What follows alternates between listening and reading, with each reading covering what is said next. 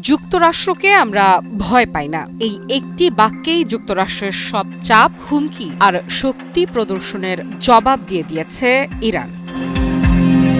যুক্তরাষ্ট্রের প্রচণ্ড চাপের মাঝেও ইউরেনিয়াম সমৃদ্ধ করার অধিকার থেকে এক চুলও সরবে না ইরান, এই ঘোষণা দিয়েছেন দেশটির পররাষ্ট্রমন্ত্রী আব্বাস আরাকচি। ওমানে মার্কিন বিশেষ দূত স্টিভ উইটকফের সঙ্গে বৈঠকের মাত্র দুদিন পর তেহরানে এক ফোরামের মঞ্চ থেকে তিনি জানিয়ে দেন, যুদ্ধ চাপিয়ে দেওয়া হলেও ইরান নিজের পথ বদলাবে না।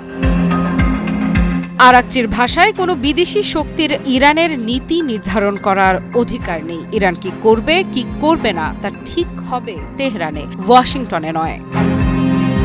তিনি বলেন, শান্তিপূর্ণ পারমাণবিক কর্মসূচি চালু রাখতে গিয়ে ইরান ইতোমধ্যে চড়া মূল্য দিয়েছে। নিষেধাজ্ঞা, চাপ, হুমকি সবই সহ্য করেছে, কিন্তু তবুও ইউরেনিয়াম সমৃদ্ধ করার অধিকার ছাড়েনি, ছাড়বেও না।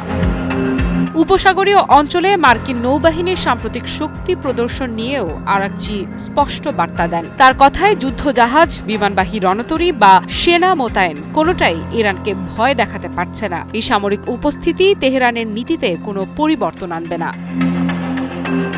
এই বক্তব্য এসেছে এমন এক সময়ে যখন প্রেসিডেন্ট ডোনাল্ড ট্রাম্প ইরানকে নতুন পারমাণবিক চুক্তিতে বাধ্য করতে প্রকাশ্যেই সামরিক হুমকি দিয়ে চলেছেন। ইরানের সরকার বিরোধী বিক্ষোভের প্রেক্ষাপটে অঞ্চল জুড়ে বাড়ানো হয়েছে মার্কিন সেনা মোতায়েন। বার্তা একটাই, চাপ বাড়বে।